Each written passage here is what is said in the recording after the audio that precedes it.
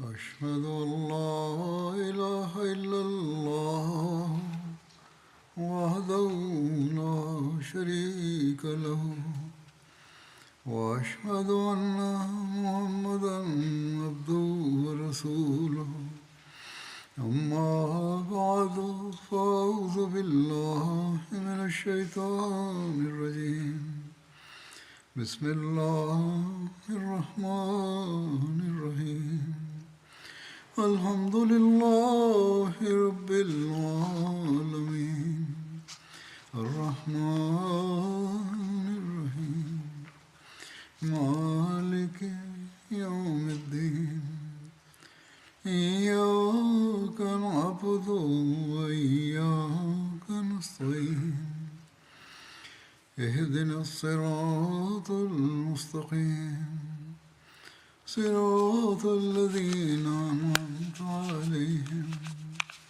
غير المغضوب عليهم ولا الضالين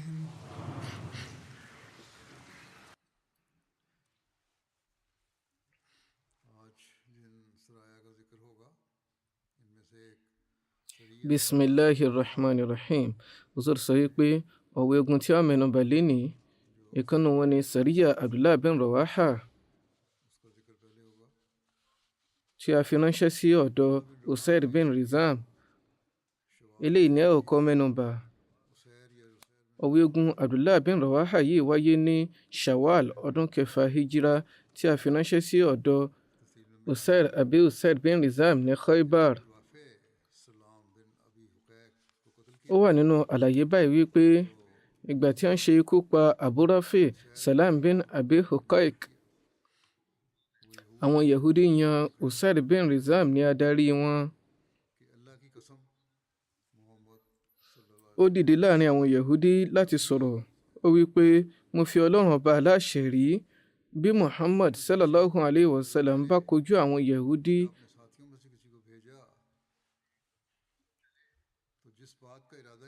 ìgbà yòówù tí ó bá kojú wọn àbí tó bá fi kankan nú àwọn sàábé rẹ̀ ránṣẹ́ fún ojúṣe kankan, ohun yòówù tó bá gbà lérò yóò ṣe àṣeyọrí nínú rẹ̀. Ṣùgbọ́n èmi ò gbé ìgbésẹ̀ kan tí ẹnikẹ́ni nínú àwọn ẹmẹ̀wà mi ò gbé rí. Àwọn Yahudi béèrè wípé kí gan wá lo lérò láti ṣe. Usaid bin Rizam dáhùn wípé, màá lọ sí ọ̀dọ̀ àwọn ìran Ghatafan báyìí, màá kó wọn jọ. Láti bẹ̀ á gba ọ̀dọ̀ Muhammad sallallahu alayhi wa sallam lọ, á wọ inú ilé rẹ̀. Bí ẹnikẹ́ni bá ṣe àkọlù fúnni nínú ilé rẹ̀, ọ̀pọ̀ ìgbà ló jẹ́ wípé a máa ṣe àṣeyọrí. Àwọn Yahudi sọ wípé ìwòye rẹ̀ yìí tọ́ o. Lára bẹ́ẹ̀, ó lọ sí ọ̀dọ̀ àwọn Ghatafan àti àwọn ìran yòókù. Ó sì bẹ̀rẹ̀ sí ní kó wọn jọ láti bá òjíṣẹ́ ńlá sallallahu alayhi wa sallam jagun. Ìró yìí dọ́dọ̀ òjíṣẹ́ ńlá sallallahu alayhi wa sallam. Báyìí wọ́n fi Hazrat Abdullah bin Rawaha ránṣẹ́ pẹ̀lú àwọn ènìyàn mẹ́ta kan láti lọ mọ òdodo ọ̀rọ̀ ọ̀hún nínú oṣù Ramadan.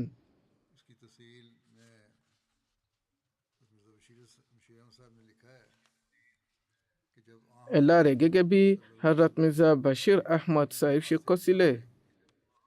Ó lọ báyìí. Ìgbà tí òjíṣẹ́ ńlá sallallahu alayhi wa sallam gbúrò ohun tí ó ń lọ, lẹ́sẹ̀kẹsẹ̀ wọ́n mú kan náà àwọn sàábé wọn tó jẹ́ Ansari, ìyẹn Abdullah bin Rawaha pẹ̀lú àwọn sàábé mẹ́ta mìíràn láti lọ sí ilẹ̀ Khaybar. Wọ́n á fún wọn ní àṣẹ, wọ́n ní kékeré mọ́ fún wọn wípé kí wọ́n lọ ní ìdákọ́ńkọ́, kí wọ́n sì rí i pé wọ́n mọ gbogbo tó ń lọ, kí wọ́n sì wá jẹ́rù fáwọn. Ìgbà tí Abdullah bin Rawaha àti àwọn ẹmẹ̀wà wọ́n lọ ní ìdákọ́ńkọ́, wọ́n sì mọ gbogbo nǹkan tí ó ń ṣẹlẹ̀. Ìgbà tí wọ́n á rí òdodo rẹ̀ mọ̀ yí pé òtítọ́ ni ìró yìí jẹ́, wọ́n darí. Kódà Abdullah bin Rawaha àti àwọn ẹmẹ̀wà rẹ̀ wọ́n ṣọ́ra ṣe débi pé wọ́n lọ káàkiri gbogbo àwọn odi Khaybar. Wọ́n sì débi ìpàgọ́ Usaid bin Rizam. Wọ́n fi ti ara wọn gbọ́rọ̀ ọ̀hún lẹ́nu Usaid àti àwọn ẹmẹ̀wà rẹ̀. lórí àwọn ọgbọ́n àwọn ète tó ń pa láti ṣe àkọlù fún òjíṣẹ́ ńlá sallallahu alaihi wasallam yìí. lásìkò ọ̀hún náà ẹnìkan tí èṣe mùsùlùmí Kharija bin Husayl náà darí láti Khaybar wá sí Medina. Ó sì jẹ́rìí òdodo ìró Abdullah bin Rawaha. Ó sọ pé mo fi Husayl sílẹ̀ nípò tó jẹ́ pé ó ń kó àwọn ọmọ ogun jọ káàkiri láti ṣe àkọlù fún Medina. Lẹ́yìn ìgbà tí wọ́n gba ẹ̀rí òdodo yìí, òjíṣẹ́ ńlá sallallahu alayhi wa sallam fi 30 sàábé ránṣẹ́ lábẹ́ Abdullah bin Rawaha láti lọ sí ilẹ̀ Khaybar. Tóun ti bó ti fojú hàn yìí pé tóun ti bí àṣẹ òjíṣẹ́ ńlá sallallahu alayhi wa sallam fún wọn ò sì ní àkọsílẹ̀ nínú ìtàn, ṣùgbọ́n látàrí nǹkan tí ó jáde láàrin Abdullah bin Rawaha àti Usaid bin Rizam ní Khaybar, ó ṣe àfihàn nǹkan tí òjíṣẹ́ ńlá sallallahu alayhi wa sallam gbà lérò. Èrò wọn náà sì ní pé kí wọ́n pe Usaid wá sí Medina kí wọ́n sì bá ṣe májẹ̀mú ìpẹ̀tù sí eléyìí tí yóò dẹ́kun gbogbo yánpọnyánrin tí ó ń lọ nílẹ̀ tí àlàáfíà yóò sì jọba lórílẹ̀. Lábẹ́ ìwòye yìí, òjíṣẹ́ ńlá sallallahu alayhi wa sallam ṣe tán débi pé kódà tó bá jẹ́ pé wọn yóò gbà kí Usaid jẹ́ adarí gbogbo ọwọ́lẹ̀ Khaybar, wọn yóò gbà fún un lórí gbèdéke yìí pé yóò dẹ́kun gbogbo ètò fìtínà rẹ̀ tako Islam. Ìgbà tí àwọn ikọ̀ Abdullah bin Rawaha yìí dé Khaybar, wọ́n kọ́ lọ sí ọ̀dọ̀ Usaid bin Rizam láti bá jíròrò àlàáfíà, wọ́n sì gba májẹ̀mú àlàáfíà yìí lọ́dọ̀ rẹ̀. Eléyìí tó fi hàn yí pé ewu ti lọ́lẹ̀ ńgbà náà débi pé àwọn mùsùlùmí ti wòye pé kó má jẹ́ pé nínú ìjíròrò yìí ó ṣeé ṣe kí ìgbàbọ̀dẹ̀ kan wáyé. Lára bẹ́ẹ̀, Usaid náà gbà yí pé kò ní sí gbàbọ̀dẹ̀ kankan, mo bá yín dá májẹ̀mú, ṣùgbọ́n láti tún bo ìtìjú tiẹ̀ náà mọ́lẹ̀, òun náà pèpè fún irú májẹ̀mú yìí lọ́dọ̀ Abdullah bin Rawaha yí pé àwọn náà ní kó ìpalára kankan bá wọn. Bó ti wá jẹ́ pé Abdullah bin Rawaha ló kọ́kọ́ pèpè fún èyí ṣe àfojúhàn ibi tí ewu gan ti lè wá ní pàtó. Ní ṣókí, lẹ́yìn ìgbà tí àwọn ikọ̀ méjèèjì gbàfà fúnra wọn, Abdullah bin Rawaha bẹ̀rẹ̀ sí ní bá Usaid jíròrò, èyí tí àkójọpọ̀ rẹ̀ jẹ́ báyìí pé òjíṣẹ́ ńlá sallallahu alayhi wa sallam fẹ́ bá ọ ní májẹ̀mú ìpẹ̀tùsí àti ààbò kí gbogbo ogun tí ó ń lọ yìí kí ó lè bá dẹ́kun. Ọ̀nà tí ó sì sunwọ̀n jùlọ fún eléyìí náà ni kí ìwọ fúnra rẹ wá sí Medina kó o bá òjíṣẹ́ ńlá sallallahu alayhi wa sallam sọ̀rọ̀ tààràtà. Bí ẹ bá lè ṣerú májẹ̀mú yìí, mo nírètí pé òjíṣẹ́ ńlá sallallahu alayhi wa sallam yóò ṣe ọ́ jẹ́ẹ́jẹ́, ó sì ṣeé ṣe kí wọ́n jẹ́ kí o tẹ̀síwájú láti máa jẹ́ ọba adarí ilẹ̀ Khaybar. Usaid tó ṣe pé òun fúnra rẹ̀ ó kún ń wá ipò tẹ́lẹ̀, ó sì ṣeé ṣe kó jẹ́ pé nǹkan mìíràn ni ó gbà lérò eléyìí tí ó fi pamọ́ sẹ́mi rẹ̀. Ó gba ìwòye yìí, àbí ká sọ yìí pé ó ṣàfihàn lójú rẹ̀ yìí pé òun gba ìwòye yìí.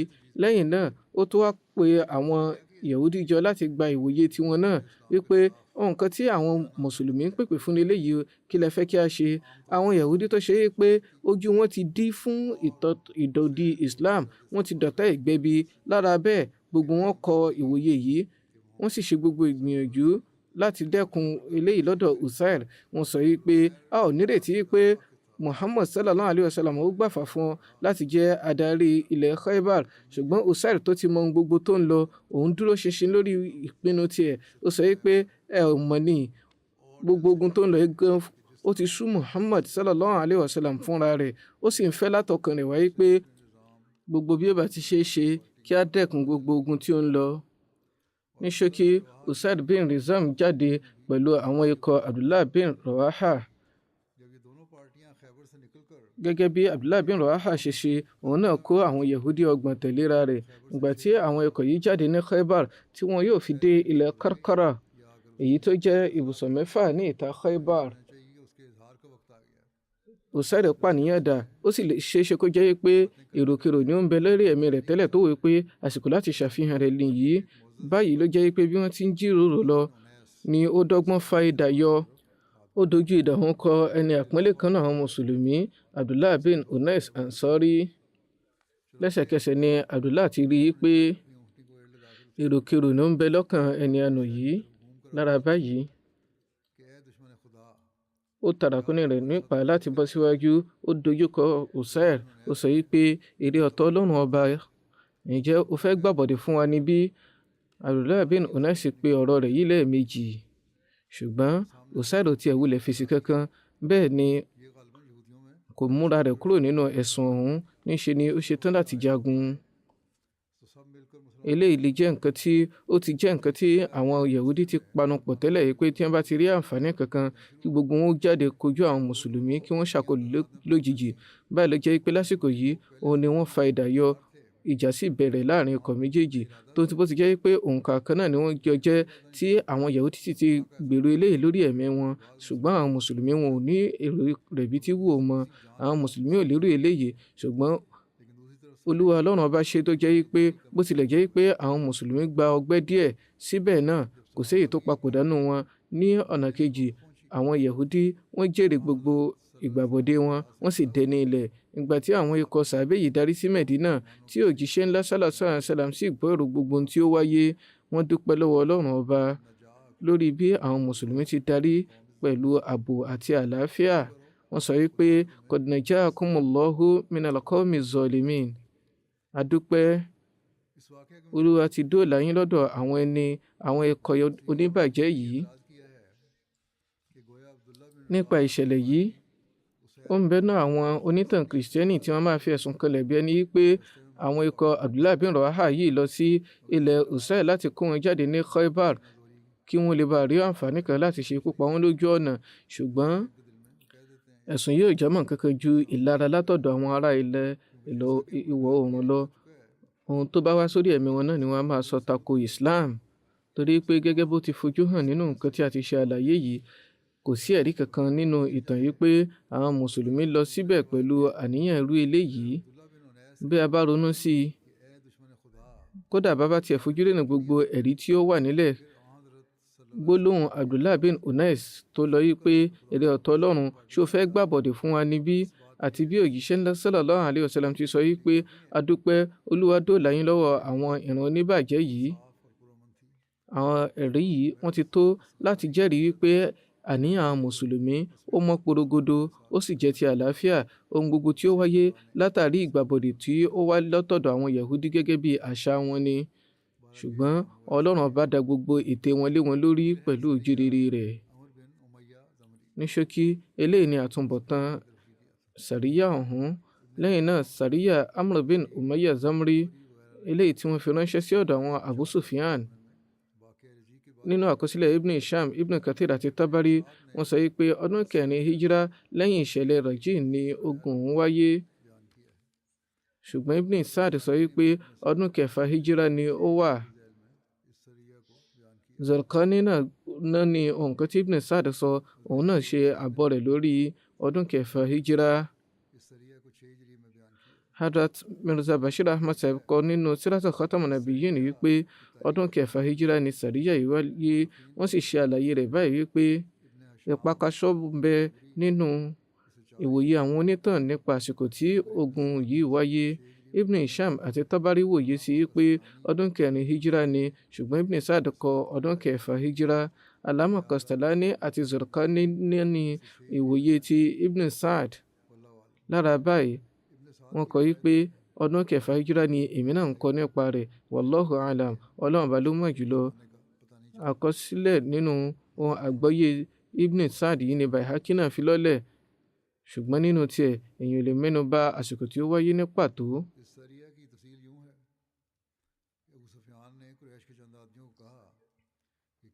Ẹ̀lábógun ọ̀hún ti wáyé, ó ní pé Abu Sufyan sọ fún àwọn ènìyàn kọ̀ọ̀kan nínú àwọn Qurayshi pé ṣé kò tiẹ̀ wá sí kankan nínú yín tí ó lè lọ ṣe ikú pa Muhammad sallallahu alayhi wa sallam lójijì nígbà tí ó bá ń lọ káàkiri láàrin ọjà níbí. Lára báyìí, ẹnìkan nínú àwọn ará oko lọ sí ọ̀dọ̀ Abu Sufyan. Ó sọ pé èmi ni ó rí lẹ́ni tí ọkàn rẹ̀ dúró tó le koko jùlọ, bẹ́ẹ̀ sì ni ìgbámọ̀ mi le koko, mo sì tún jẹ́ni tí ó lè sáré ju ará yòókù lọ. Torí náà bí ó bá ṣe àránṣe fún mi, màá lọ sí ọ̀dọ̀ rẹ̀ tí màá lọ sọ́dọ̀ wọn, màá sì ṣe ikú pa Muhammad sallallahu alayhi wa sallam lójijì. Mo ní ọ̀bẹ kan tó dàbí ìyẹ́ ìkọ̀kọ̀ igúnnugún. Màá fi ṣe àkọlù fún Muhammad sallallahu alayhi wa sallam. Màá wá sálọ láti lọ darapọ̀ mọ́ àwọn ikọ̀ oníṣòwò. màá sá lọ, màá sì bọ́ lọ́wọ́ wọn nítorí pé mo mọ gbogbo àwọn ọ̀nà ọ̀hún dáradára. Abu Sufyan sọ wípé ìwọ gan-an lẹni à ń wá. Lára báyìí, Abu Sufyan fún un ní ràkúnmí àtàwọn nǹkan tí ó lò lójú ọ̀nà. Wọ́n sọ wípé gbogbo iṣẹ́ yìí jẹ́ kó lọ ní ìdákọ́ńkọ́ o. Ó ṣe ìrìn àjò ọjọ́ 5.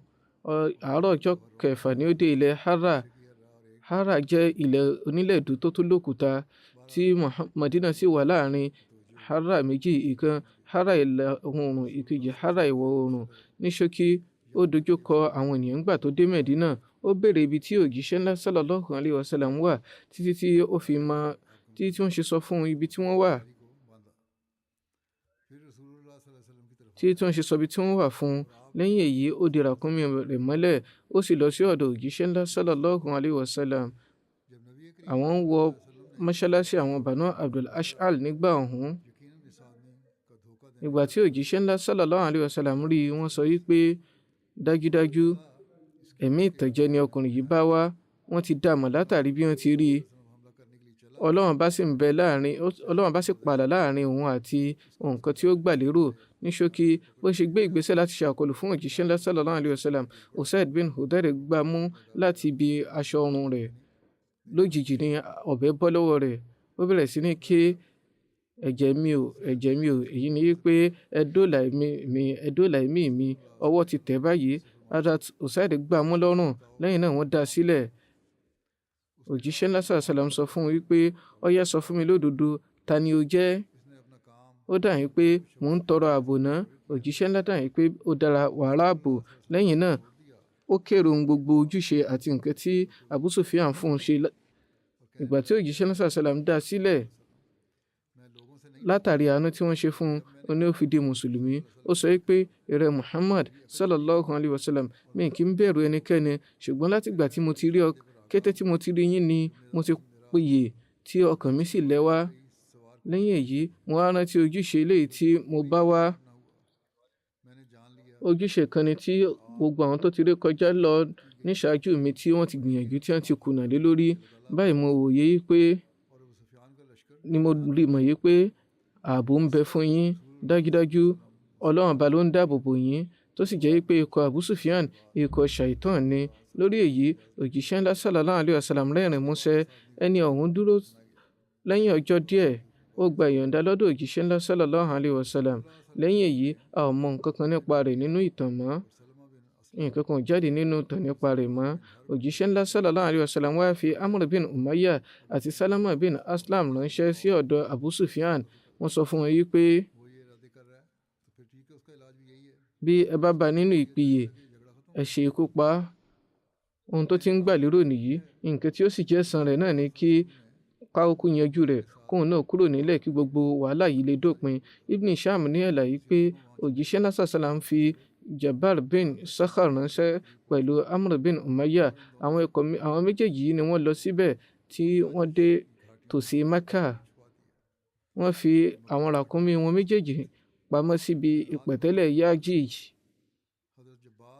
Èyí jẹ́ ibùsọ̀ mẹ́jọ sí Mecca. Lẹ́yìn náà wọ́n wọ Mecca lóru. Hazrat Jabbar àbí Salama sọ fún Amr wípé ìbá dára tó bá jẹ́ wípé a lè ṣe tàwáfù ilé Ọlọ́run ọba báyìí ká sì ní àǹfààní àti kírun rákà méjì. Amr sọ wípé bí àwọn nìyí bá ń jẹun alẹ́ wọn, wọn á jókòó sí àgbàlá. Bí wọ́n bá sì rí mi, wọn yóò dá mi mọ̀, torí pé mo lókìkí Mecca ju ẹṣin dúdú àbí ẹṣin funfun lọ. Èyí ni wípé ọ̀pọ̀lọpọ̀ àwọn èèyàn ni wọ́n dá mi mọ̀, wọn yóò dá mi mọ̀. Amr sọ wípé àgbẹ̀dọ̀ inshallah á lọ. Amr sọ wípé kò gba ọ̀rọ̀ mi. Lẹ́yìn náà a lọ ṣe tàwáfù ilé Ọlọ́run, a sì kí ìrun, a kúrò níbẹ̀. Wọ́n sọ wípé bí a ṣe dojúkọ ọ̀dọ̀ Abu Sufyan ilé tí a torí ẹ̀ wá, mo fi Ọlọ́run bá ṣẹ̀rí, ilẹ̀ à ń kọjá lọ́wọ́ ní poro Mecca ni ẹnìkan dá mi mọ̀. Ibn Sa'd sọ wípé Muawiya bin Abu Sufyan lẹni tí ó dá mọ̀ lọ́jọ́ náà. Muawiya sọ wípé mo fi Ọlọ́run bá ṣẹ̀rí, èròkérò kan ni Amr bin Umayyah bá wá. Ó sọ fún àwọn Quraishi. Báyìí oníkálukú bẹ̀rẹ̀ sí ní bẹ̀rù rẹ̀. Ìgbà tí àwọn Quraishi mọ̀ nípa èyí, ẹ̀rù bá wọn. wọ́n jáde wọ́n bẹ̀rẹ̀ sí ní wá kiri. Amr sọ wípé mo sọ fún ẹmẹ̀wà mi wípé ní báyìí a ní láti ṣíra lọ kánmọ́nkóbó. Báyìí a bẹ̀rẹ̀ sí ní sá lọ títí tí a fi lọ gun orí òkè kan. Báyìí àwọn náà jáde wọ́n wá wa ṣùgbọ́n àwa ti gun orí òkè lọ. Wọ́n sọ̀rètí nù. Lẹ́yìn náà àwa wọ inú ihò àpáta. Ibẹ̀ ni a ti lo òru tí a sì kó àwọn òkúta jọ. A tò àwọn òkúta jọ tí a tò wọ́n sí ààyè wa. Ìgbà tí ilẹ̀ ó fi mọ́ ẹnìkan náà Kùrẹ́ṣì wá sọ́dọ̀ wa. Wọ́n ti rí i pé ẹnìkan ń bọ̀ wá sí ọ̀dọ̀ àwọn. Ibn Sa'd sọ wípé Ubaydullah bin Malik bin Ubaydullah Taymi ni ẹni ọ̀hún ní ṣókí. Ibn Sa'd sọ wípé Usman bin Malik Abdullah ni. Ó wà nílẹ̀ tí ó ń wọ́ ẹṣin rẹ̀. Ó dé tòsí wa níbi ihò. Àwa wà nínú ihò lásìkò ọ̀hún. Báyìí mo sọ wípé bí ẹni yìí bá rí wa yóò fariwo ta.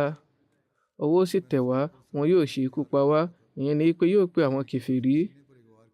Wọ́n wípé mo ní ọ̀bẹ kan lọ́dọ̀ èyí tí mo ti fi sílẹ̀ tí mo ti pèlò fún Abu Sufyan tẹ́lẹ̀. Mo jáde mo kì í bọ̀ láyà. Ó kérora.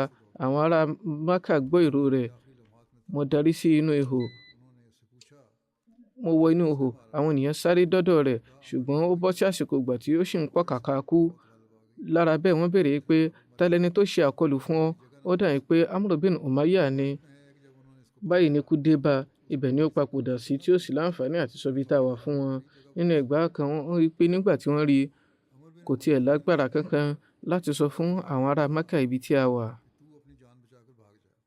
Amr bin Umayyah sọ wípé mo sọ fún ẹmẹ̀wà mi wípé dóòlà ẹ̀mí ara rẹ o kó tètè fẹsẹ̀ fẹ́ tètè lọ síbi ràkúnmí rẹ jókòó lé kí o tètè ṣíra lọ. Báyìí ni ó ṣíra lọ. Amr bin Umayyah sọ wípé lẹ́yìn èyí mo lọ títí tí mo fi dé Zajnan. Zajnan jẹ́ òkè kan tí ó wà ní ibùsọ̀ 12 sí ilẹ̀ Mákà. Wọ́n wí pé mo wá bí farasin nínú ihò àpáta kan. Wọ́n wí pé mo jáde lẹ́yìn èyí láti bẹ̀ títí tí mo ṣe dé ilẹ̀ Arj. Arj náà tó jẹ́ pẹ̀tẹ́lẹ̀ kan láàrin Mákà sí Mẹ̀dínà. Àwọn oníṣòwò náà máa sinmi níbẹ̀. Lẹ́yìn èyí mo bọ́ sórí ràkúnmí mi títí tí mo fi dé ilẹ̀ Nàkí. Nàkí náà tó jẹ́ ìrìn àjò òru 2 sí Mẹ̀dínà. Èyí ni àwọn òdiwọ̀n tó ń bẹ nínú àkọsílẹ̀ Ibn Hisham. Àwọn abọ̀rìṣà Kùrẹ́ṣì méjì wọ́n ń bọ̀ láti ibẹ̀ tí àwọn Kùrẹ́ṣì rán láti lọ ṣe aṣọ́degbà. Mo sọ fún àwọn méjèèjì yìí pé ẹ jẹ́ jọ̀wọ́ ara yín kí n mú yín báyìí. Àwọn méjèèjì kọ̀. Báyìí ni mo ta ọfà mọ́kànnù wọn mo ṣe ikú pa. Ìkejì sì jọ̀wọ́ ara rẹ̀. Mo dé mo sì wọ́ lọ Mẹ̀dínà. Kìí ṣe nírọ̀rùn báyìí ni wọ́n á máa jọ̀wọ́ ara wọn. Ní tó hàn ní wípé wọ́n ti jà láàrin ara wọn wọ́n sì ta ọfà sọ́dọ̀ ara wọn. Ní ṣókí Amr bin Umayyah kérò ohun gbogbo tí ó ṣẹlẹ̀ fún òjíṣẹ́ ńlá sallallahu alayhi wa sallam. Òjíṣẹ́ ńlá sallallahu alayhi wa sallam sì ń rẹ́rìn músẹ́ lásìkò ọ̀hún. Lẹ́yìn náà wọ́n ṣe àdúrà ire fún Amr bin Umayyah. Nípa ọ̀wẹ́ ogun yìí oríṣiríṣi àwọn ìtàn Ibn Hisham, Ibn Kathir àti Tabari àti bẹ́ẹ̀ bẹ́ẹ̀ lọ sọ wípé ọdún 4 hijira ni eléyìí wáyé. Níbi ìtàn bí wọ́n ṣe ní kán lọ gbé òkú Hazrat Khubayb bin Adi tí wọ́n kàn mọ́gi. Ibi ìṣẹ̀lẹ̀ rọ̀jí ni wọ́n ti mú Hazrat Khubayb tí wọ́n sì tà wọ́n sí Mákà. Àwọn Kùrẹ́ṣì kàn mú wọn mọ́gi ṣekú pa wọ́n. Ṣùgbọ́n Ibn Sa'd mẹ́nu bà gbígbé òkú kankan níbi ojúṣe Amr bin Umayyah yìí. Ẹgbà Ibn Sa'd yìí ni ó fẹ́ jọ pé ó tọ́jú nípa eléyìí nítorí pé àwọn ikọ̀ mìíràn tó ń bẹ tí a ti mẹ́nu bà nínú àwọn ìwé ìtàn yìí pé wọ́n lọ gbé òkú Hazrat Khubayb. Zurqani náà wòye sí eléyìí. Ó wá sọ ní paríparí ojúṣe Amr bin Umayyah yìí pé Hazrat Zubair àti Miqdad ni òjíṣẹ́ lásán islam náà láti lọ gbé òkú Khubayb bin Adi. Bákan náà nínú Siratu Khatamun Nabiyyin Hazrat Mirza Bashir Ahmad Sahib náà mẹ́nu bà gbígbé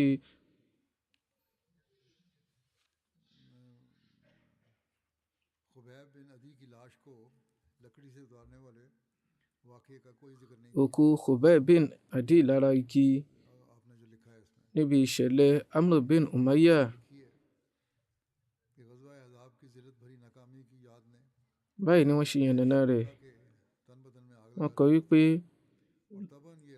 ẹ̀tẹ̀ ogun Ahzab bẹ̀rẹ̀ sí ní jó lára àwọn Kùrẹ́ṣì Mákà léraléra. Ẹni tí eléyìí sì ń jó lára rẹ̀ jù ni Abu Sufyan tó jẹ́ adarí tó jẹ́ sàràkí àwọn ará Mákà. Ó sì jẹ́ pé òun ló kó ẹ̀tẹ̀ tó lékè jùlọ nínú ìgbésẹ̀ Ahzab. Iná yìí tẹ̀síwájú láti máa jó nínú Abu Sufyan. Eléyìí tayọ nǹkan tí ó lè gbà mára. Báyìí iná tó ń jó nínú rẹ̀ bẹ̀rẹ̀ sí ní farahàn níta. Ìdòdì àwọn Kùrẹ́ṣì ní pàtó, àwọn kèfèrí ọ̀hún ní pàtó, òjíṣẹ́ ńlá sallallahu alaihi wasallam ló kú wà fún.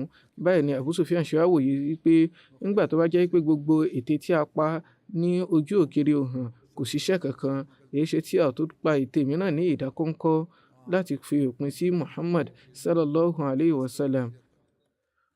Ó kú mọ̀ wípé kò sí ètò àṣàyàn àwọn aláàbò kan ní pàtó fún òjíṣẹ́ ńlá sallallahu alaihi wasallam. Kódà ìgbà mìíràn wọ́n á máa dá lọ káàkiri, wọ́n á máa lọ poru ìlú. Bẹ́ẹ̀ ni wọ́n á lọ sí mọ́ṣáláṣí ó kéré pínlẹ̀ 5 ní ojúmọ́ láti kírun. Bákan náà ìwọ̀ntúnwọ̀nsí náà ni ìrìn àjò wọn láì ní kàkàkí kankan nínú. Torí náà báwo ni yóò ṣe rọrùn tó fún ẹni tó bá jẹ́ agbénipa láti ṣe àkọlù fún wọn. Eléyìí ni ìwòye tó ń bẹ lórí Abu Sufyan tí ó bẹ̀rẹ̀ sí ní pètò láti lò ṣe ikú pa òjíṣẹ́ ńlá sallallahu alaihi wasallam. Ìgbà tí òye rẹ̀ yìí sarajọ tán, lọ́jọ́ kan ó rí àǹfààní àti bá àwọn èwe Kùrẹ́ṣì kan sọ̀rọ̀. Ó wí pé ṣé kò tí a sí géńdé kankan nínú yín tí ó lè lọ sí Mẹ̀dínà ní ìdákọ́ńkọ́ kó lọ parí iṣẹ́ Muhammad ni. Ẹ ó kú mọ̀ yìí pé a máa dárìn ní àwọn poro Mẹ̀dínà. Àwọn ọ̀dọ́ ọ̀hún tẹ́tí gbọ́, inú wọn sì dùn. Ọjọ́ ò tí ì lọ rírí eléyìí tí ọ̀dọ́ kan náà àwọn ará oko lọ sí ọ̀dọ̀ Abu Sufyan. Ó bẹ̀rẹ̀ sí sọ wípé mo ti gbọ́ ìwòye yín, mo ì ṣetán láti gbé ojúṣe yìí ṣe. A ti mẹ́nuba ìṣẹ̀lẹ̀ yìí ní ìṣáájú. Hazrat Mirza Bashir Ahmad Sahib yànnàná rẹ̀. Òun náà sọ wípé ọkàn mi le koko, mo dúró gbọ̀nyìngbọ̀nyìn, bẹ́ẹ̀ sì ni ìgbámú mi le koko. Bẹ́ẹ̀ bá fún mi ní àránṣe, mo lè ṣe ojúṣe yìí. Mo ṣetán láti lọ sí ọ̀dọ̀ Muhammad kí n ṣe ikú pa á. Mo lọ́bẹ̀ kan tó dàbí ìyẹ́ ìdákọ́ńkọ́ egúnnugún ni. Torí náà màá ṣe àkọlù fún Muhammad sallallahu alaihi wasallam. Màá sì fẹsẹ̀fẹ́, màá lọ darapọ̀ mọ́ àwọn oníṣòwò. Àwọn Mùsùlùmí ò ní lè gbá mi mú. Àwọn náà yànnàná rẹ̀ gẹ́gẹ́ bí ó ti wà ní ìṣáájú.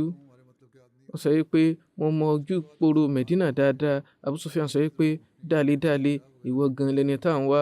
Lẹ́yìn èyí Abu Sufyan fún un ní ràkúnmí kan tí ó yára. Wọ́n sì fún un ní àwọn ohun tí yóò lò lọ́nà. Wọ́n dágbére fún un. Wọ́n á rìn kékeré mọ́ fún yín pé ó gbọ́dọ̀ jẹ́ kẹ́nikẹ́ni mọ̀ nípa eléyìí. Ẹni yìí tẹ̀síwájú, ó ń ṣe ìrìn àjò, ó ń farasin lójú ọjọ́, ó ń ṣe ìrìn àjò lóru. Ó gba Mẹ̀dínà lọ. Ọjọ́ kẹfà ni ó dé Mẹ̀dínà. Ìgbà tí ó mọ ibi tí òjíṣẹ́ ńlá sallallahu alaihi wasallam wà tán, ó lọ tààràtà sí mọ́ṣáláṣí Banu Abdul Ash'al. Nígbà ọ̀hún òjíṣẹ́ ńlá sallallahu alaihi wasallam wà nínú mọ́ṣáláṣí. Láwọn ọjọ́ ọ̀hún àwọn ènìyàn tuntun àwọn ojú tuntun a máa wá sí Mẹ̀dínà léraléra. Eléyìí tí ò jẹ́ kí ẹnikẹ́ni oníròyìn nípa rẹ̀. Ṣùgbọ́n kété tí òjíṣẹ́ ńlá sallallahu alaihi wasallam rí bí wọ́n ṣe rí ọkùnrin ọ̀hún tí ó ń bọ̀ wá sí ọ̀dọ̀ wọn, wọ́n sọ wípé àníyàn búburú kan ni eléyìí bá wá. Ìgbà tí ó gbọ́ eléyìí, ó bẹ̀rẹ̀ sí ní ṣíraṣe láti tètè gbé ìgbésẹ̀ rẹ̀. Ṣùgbọ́n adarí àwọn Ansari Usaid bin Hudayr gbá mú láti ibi aṣọ ọrùn. Nínú ìjàkadì yìí ni ọ̀bẹ ti bọ́ lọ́wọ́ rẹ̀. Ọ̀bẹ tó fi pamọ́ jábọ́. Eléyìí tí ó fi bẹ̀rẹ̀ sí ké pé ẹ gbà mí là, ẹ gbà mí là. Wọ́n ṣàlàyé síwájú sí láyé yìí pé kì í ṣe pé wọ́n fà á láṣọ lọ́rùn lásán. Ìjàkadì wáyé bí wọ́n ṣe ìgbìyànjú láti gbá mú. Eléyìí ló fà á tí ọ̀bẹ ṣe jábọ́ lára rẹ̀.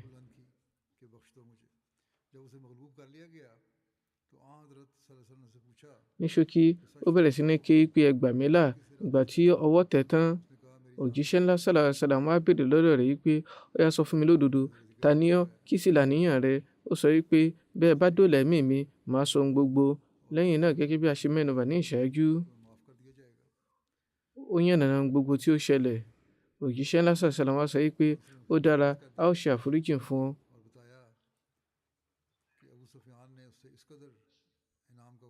ó ṣe àlàyé ohun gbogbo fún òjíṣẹ́ ńlá sallallahu alayhi wa sallam. Ó sọ fún wọn nípa bí ẹ̀bùn Abu Sufyan ṣe pọ̀ tó, eléyìí tó ṣe ní májẹ̀mú fún un. Lẹ́yìn èyí ó lo ọjọ́ díẹ̀ ní Medina, ó fi ẹ̀mí ara rẹ̀ tayọ̀tayọ̀ gba Islam, ó sì bọ́ sábẹ́ ìlànà òjíṣẹ́ ńlá sallallahu alayhi wa sallam. Ọ̀tẹ̀ Abu Sufyan yìí ti wá ṣe ní kókó ju tàtẹ̀yìnwá lọ láti mọ ohun gbogbo tó ń lọ ní Maka àti àníyàn àwọn ènìyàn ibẹ̀. Lára báyìí wọ́n fi àwọn sàábé wọn méjì, Amr bin Umayya Damri àti Salama bin Aslam, ránṣẹ́ sí Maka. Bàbá wòye sí ìgbìyànjú Abu Sufyan láti ṣe ikú pa wọ́n yìí àti gbogbo àwọn ìgbìyànjú tó ti gbé sẹ́yìn tí wọ́n ti ta ọ̀pọ̀lọpọ̀ ẹ̀jẹ̀ sílẹ̀. Ó tó kọjá pé wọn yóò fi yọ̀ǹda lọ́lẹ̀ pé bí wọ́n bá rí àǹfààní àti ṣe ikú pa kí wọ́n fi òpin sí ọ̀tá yìí. Ṣùgbọ́n Umayya àti ẹmẹ̀wà rẹ̀ dé Maka, àwọn Qurayshi fura sí wọn. Lára báyìí àwọn sàábé méjèèjì yìí wọ́n dóòlà ẹ̀mí wọn, wọ́n darí sí Medina. Ní ojú ọ̀nà wọ́n pàdé àwọn aṣọ́dẹ̀gbà méjì àwọn Qurayshi tí àwọn Qurayshi ti fi ránṣẹ́ sáàrin àwọn mùsùlùmí láti mọ ohun gbogbo tó bá ń lọ nípa òjíṣẹ́ ńlá sallallahu alayhi wa sallam.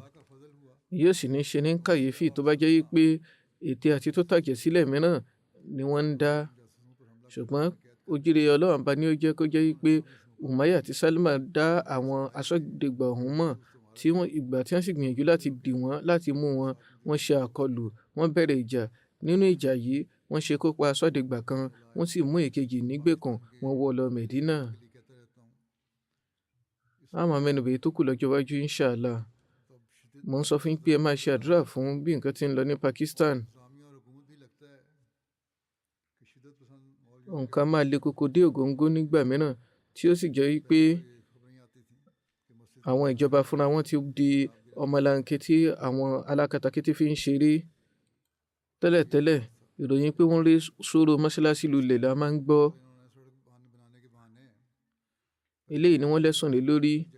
Ṣùgbọ́n nísìnyí ní àná yìí lábẹ́ àwáwí pé wọ́n fẹ́ la ọ̀nà ní Daska, wọ́n kọ́ fi ìró ránṣẹ́ pé ìwọ̀nba àyè báyìí làwọn nílò. Wọ́n gbé katakata wá ṣiṣẹ́.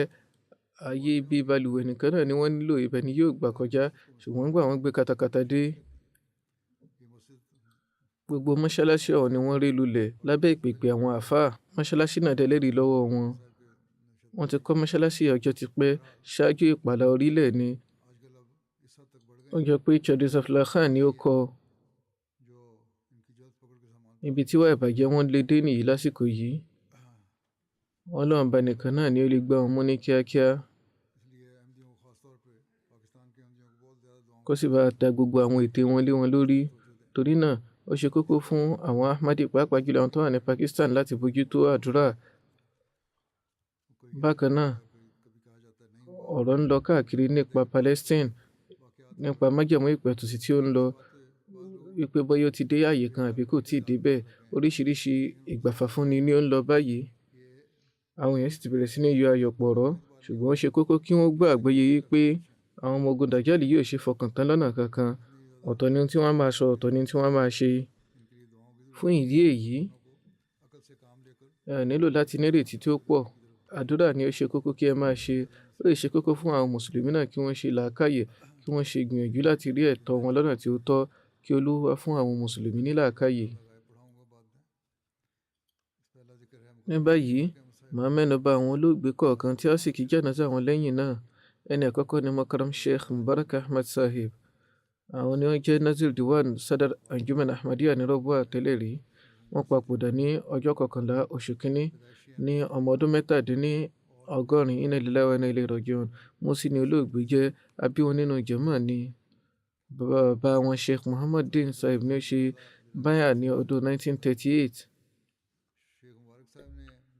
Àti Katunangal ní Batala ní ọwọ́lẹ̀ Gurdaspur ni wọ́n ti wá. Sheikh Mubarak Sahib lẹ́yìn ìgbà tí wọ́n parí BA wọn látọdún 1966 sí 1981 fún ọdún bíi 15 ni wọ́n ṣiṣẹ́ ní Talim Islam High School. Lẹ́yìn náà ní ọdún 1973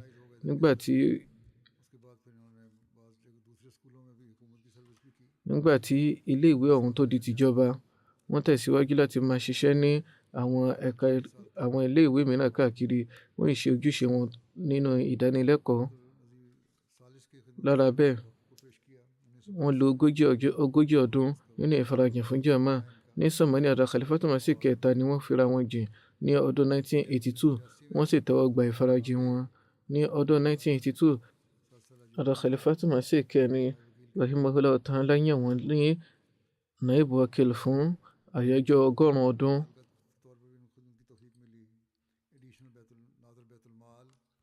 wọ́n tún ní àǹfààní láti jẹ́ naib wakil mal lẹ́yìn èyí. bákan náà wọ́n jẹ́ additional nazir baitul mal fún Sadr Anjuman Ahmadiyya. wọ́n sì tún ṣiṣẹ́ ní ipò nazir baitul mal. lẹ́yìn èyí wọ́n jẹ́ nazir diwan. wọ́n tún jẹ́ nazir rishtanata. ọ̀pọ̀lọpọ̀ ọdún ni wọ́n ní àǹfààní láti farajìn fún jàmáà. bákan náà ní àwọn ẹ̀ka kéréje wọ́n jẹ́ Qaid Ansarullah Mu'tamin Khudamul Ahmadiyya. ìbátan wọn Isam Mahmud Sahib tí ó tún jẹ́ ọkọ ọmọ wọn mọ̀nàbí ní í ṣe ó sọ pé wọ́n ní ìbáṣepọ̀ tí ó dán mọ́rán pẹ̀lú ètò khilafa. wọ́n sì máa gba níyànjú rẹ̀ nígbà gbogbo. wọ́n máa pe tó yẹ ẹni sí àwọn nǹkan tó bá dìrọ̀ mọ́ ìjùsílẹ̀ owó. wọ́n máa bójú tó ìrun kíkí pẹ̀lú ìfarabalẹ̀. kódà títí di àsìkò ìgbẹ̀yìn wọn wọ́n rí i pé àwọn lọ sí mọ́ṣáláṣí láti lọ kí ìrun. ìbáà ṣe nínú ojúṣe jàmáà ni àbí nígbà tí wọ́n bá dá wà. wọ́n máa gba àwọn èèyàn níyànjú lọ́pọ̀lọpọ̀ láti dúró ti ètò khilafa. wọ́n sì máa ṣe àdúrà léraléra pé kí Olúwa jẹ́ kí àwọn àrọ́mọdọ́mọ àwọn náà dúró ti ètò khilafa. wọ́n máa sọ pé ohun gbogbo ni mo máa ń kọ ránṣẹ́ sí Khalifatul Masih. mi ò kí ń fi nǹkan kan pamọ́ fún wọn. kódà bí mo bá ní kùdìẹ̀kudiẹ kankan máa kọ ránṣẹ́ sí wọn kí n lè rí àtúnṣe kó lè ṣàǹfààní fún mi.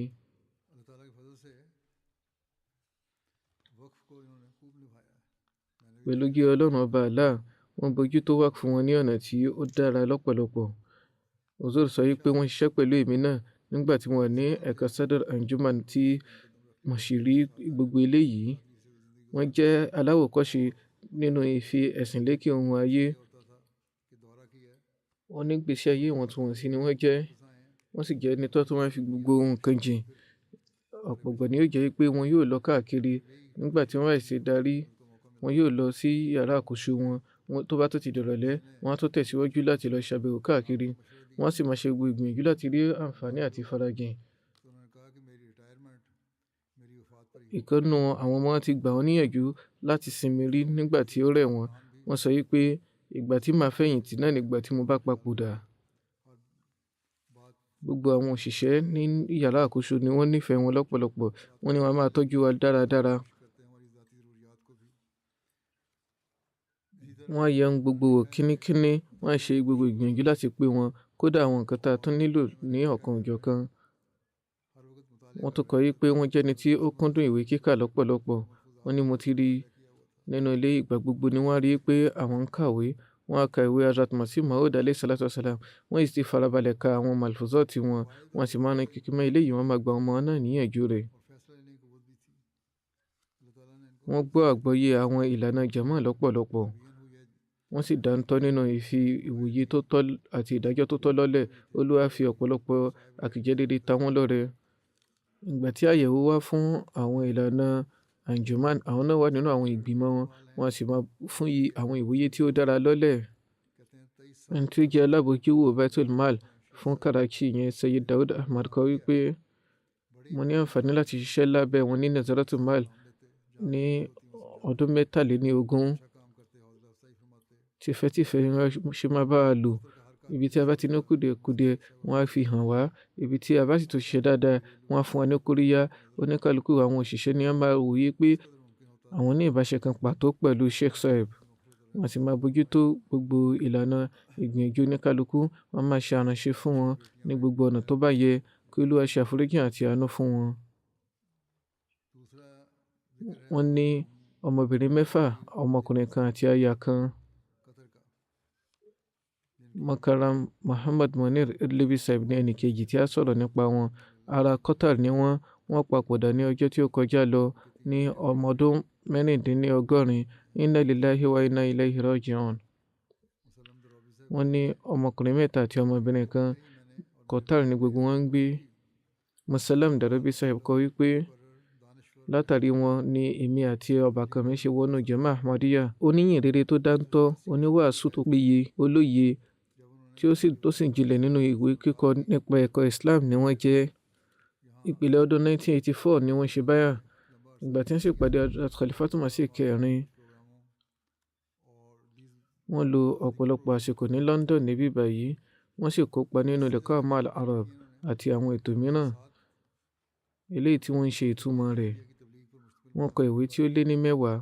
Nínú wọn 7 ń bẹ tí ó wà fún ìpolongo ìjọ Ahmadiyya. Wọ́n pẹ́ kán tó wọlé ṣùgbọ́n ọ̀pọ̀lọpọ̀ ìgbìyànjú ni wọ́n ṣe. Wọ́n ti jẹ́ alákòóso tabligh àti tarbiyah ní ilẹ̀ Syria. Ọ̀gọ̀rọ̀ àwọn èèyàn ni wọ́n wọnú jama látàrí wọn. Látàrí àwọn ìpolongo wọn ni àṣírí ibi fi jama lọ́lẹ̀ ní ìletò Musharraf. Látàrí èyí, àwọn olódì ti dáná sun ọkọ̀ wọn rí nígbà kan rí. Látàrí bí wọ́n ṣe máa ń báyàn ṣe ìfàǹfà, wọ́n fi ẹjọ́ wọn sun àwọn ìjọba. Lẹ́yìn ọ̀rẹyìn ló di pé wọ́n mú wọn àti àwọn ènìyàn kan ní Musharraf tí wọ́n sì tì wọ́n mọ́lé fún ọ̀pọ̀lọpọ̀ oṣù ní ọdún 1989. Ìgbà tí nǹkan ò rọgbọ mọ́ ní Syria, wọ́n kó lọ sí Qatar pẹ̀lú àwọn ẹbí wọn. Sadar Jamaat Syria ìyẹn Wasim Sahib kọ wípé ọ̀pọ̀lọpọ̀ ìwé ni wọ́n kọ eléyìí tí ó ti kún sí ilé ìkówèésí Ahmadiyya. Wọ́n kọ́ àwọn ènìyàn ní àwọn ẹ̀kọ́ Ahmadiyya ní ọ̀nà tí ó rọrùn, èyí tó jẹ́ kí ọ̀pọ̀lọpọ̀ èèyàn wọnú Jama Ahmadiyya. Basil Edlebi Sahib kọ wípé wọ́n fi gbogbo ẹ̀mí wọn, gbogbo ìgbésí ayé wọn jìn fún Ahmadiyya. Wọ́n sì jẹ́ olólùfẹ́ tó farajìn fún ètò Khilafa. Wọ́n ṣiṣẹ́ ògbìfọ̀ láti èdè Gẹ̀ẹ́sì sí Lárúbáwá fún ọ̀dà Khalifatul Masih kẹrin. Wọ́n sì jẹ́ Mujahid Ahmadiyya. Wọ́n ní ìfarajìn, wọ́n fi gbogbo ẹ̀mí wọn jìn fún Ahmadiyya. Ọ̀pọ̀lọpọ̀ àwọn ènìyàn ní Syria sì ní àǹfààní láti wọnú Jama látàrí wọn. Ọ̀pọ̀lọpọ̀ ìrìn àjò ni wọ́n ṣe lọ sí àwọn orílẹ̀ fún ìpolongo ẹ̀sìn. Ní ọdún 2013 ni wọ́n kó lọ sí Qatar látàrí àìrójú ní Syria. Ìgbà tán débẹ̀, wọ́n tẹ̀síwájú láti máa kọ nípa Khilafa àti Ahmadiyya ní orí Facebook. Wọ́n jẹ́ ẹni tí ó dáńtọ́ nínú ìbánisọ̀rọ̀.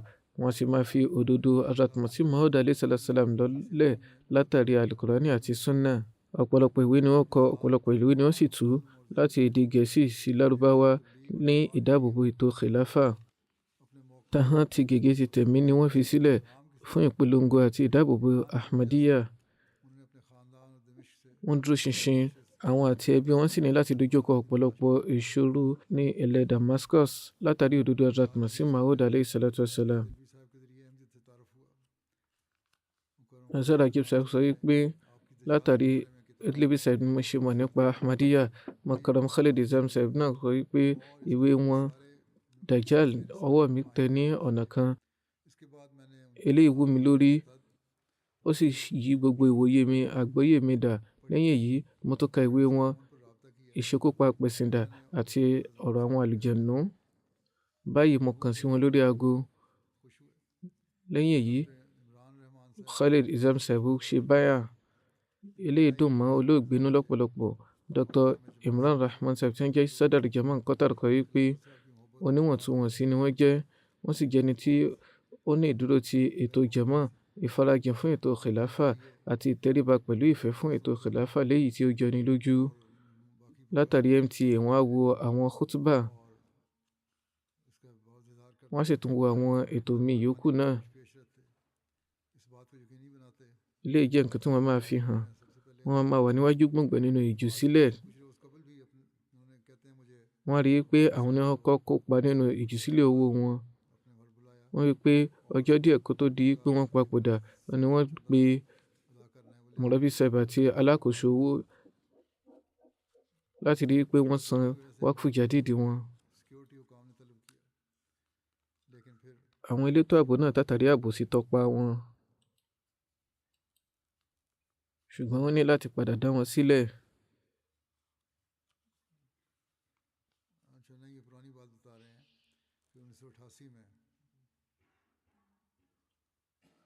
ọ̀rọ̀ àtijọ́ leléyìí, ìyẹn ìṣẹ̀lẹ̀ 1988 ní Syria. Lẹ́yìn náà ẹnìkan kọ nípa wọn wípé ọ̀pọ̀lọpọ̀ ìgbà ni wọ́n pè wọ́n sí orí ètò lórí móhùnmáwòrán ní Syria, lẹ́yìn tí wọ́n fi bá àwọn àáfàá ṣe fàǹfà lórí ìjìyà pẹ̀sìndà nínú Islam. Lára báyìí wọ́n dúnkòokò àti ṣe ikú pa wọ́n náà, eléyìí tí wọ́n tún tẹ̀ jáde ní orí àwọn ètò ìkànsíra ẹni ayélujára. Wọ́n ní àtẹ Facebook kan tí wọ́n máa tẹ̀ jáde, láti bẹ̀ wọ́n máa ṣe àgbéjáde àwọn àkọsílẹ̀ Hazrat Masih Maud alayhi salatu wasalam. Àwọn Ahmadi àtàwọn tí wọ́n ṣiṣẹ́ Ahmadi ni wọ́n tẹ̀lé wọn nù wọn.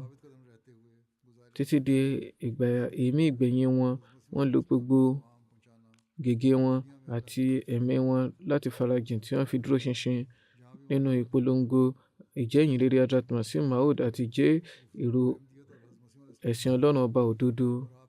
Ìgbàkúgbà tí wọ́n bá ti rí àǹfààní, wọ́n á kalẹ̀ síbẹ̀, wọn ò ní jẹ́ kí àǹfààní kankan rí kọjá lọ tí wọn yóò fi polongo òdodo Hazrat Masih Maud alayhi salatu wasalam. Kí Olúwa ṣe àforíjìn fún wọn, kí ó sì jẹ́ kí àwọn ọmọ náà tẹ̀síwájú nínú iṣẹ́ rere wọn. Ẹni kẹta láti mẹ́nubà ni Abdul Bari Tariq Sahib. Wọ́n jẹ́ alákòóso ẹ̀ka kọ̀ǹpútà Waqf Jadid ní Rọ́bùà. Wọ́n papòdà ní ọjọ́ tí ó kọjá lọ.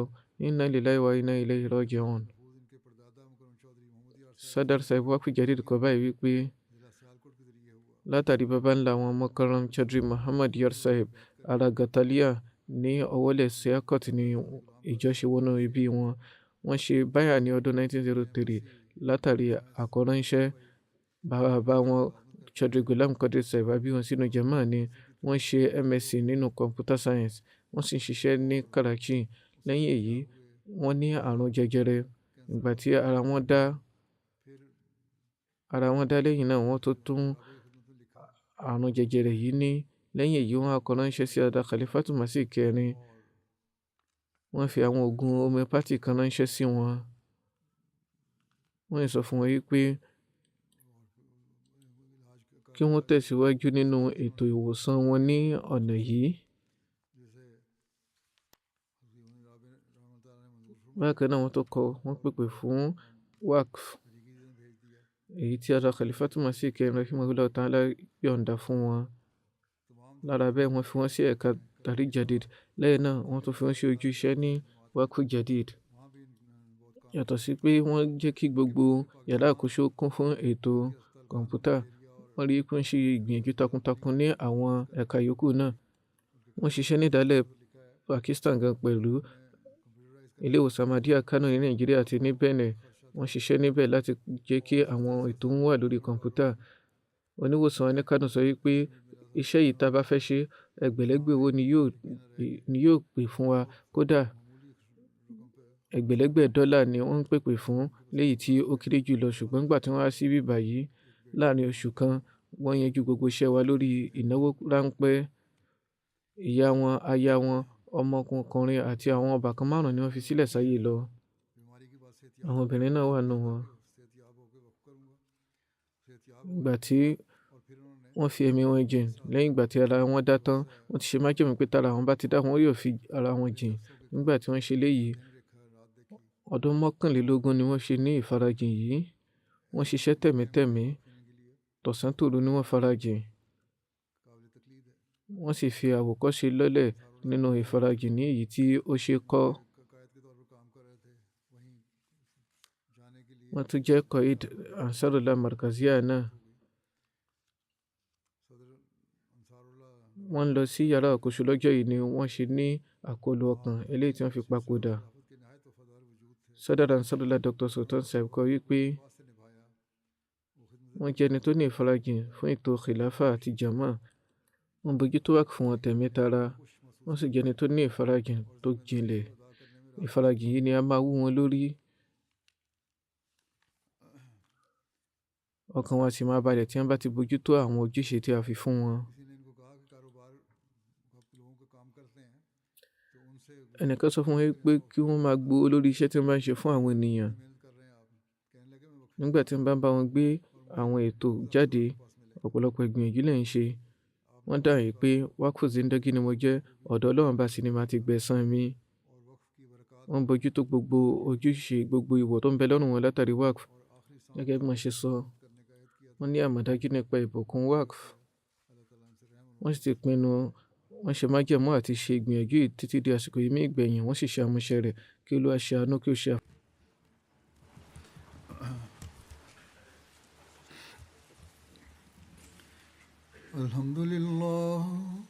الحمد لله نحمده ونستعينه ونستغفره ونؤمن به ونتوكل عليه ونعوذ بالله من شرور أنفسنا ومن سيئات أعمالنا من يهده الله فلا مضل له ومن يضلل فلا هادي له ونشهد أن لا إله إلا الله ونشهد أن محمدا عبده ورسوله عباد الله رحمكم الله إن الله يأمر بالعدل والإحسان وإيتاء ذي القربى وينهى عن الفحشاء والمنكر والبغي